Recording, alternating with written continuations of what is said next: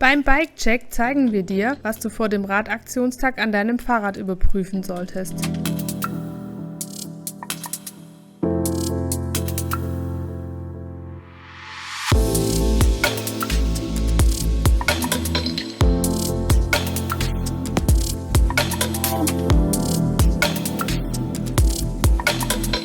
Wir prüfen den Weg des Bremshebels.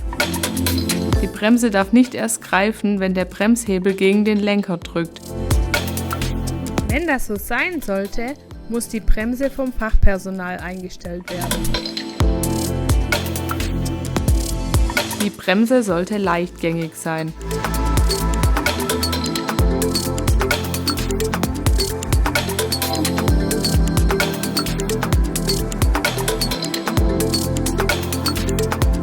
Ohne den Bremshebel zu drücken, sollte der Bremsbelag nicht an der Felge streifen.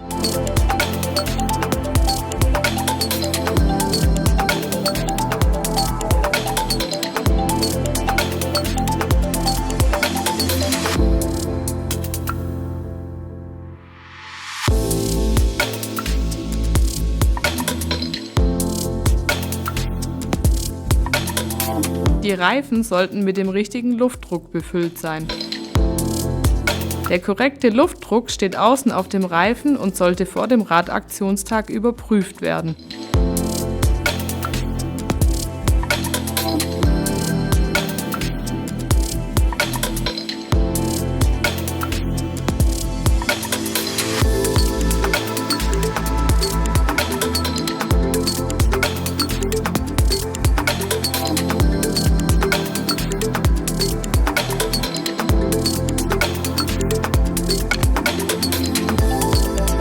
Die Kette sollte leicht laufen und nicht stark verschmutzt sein.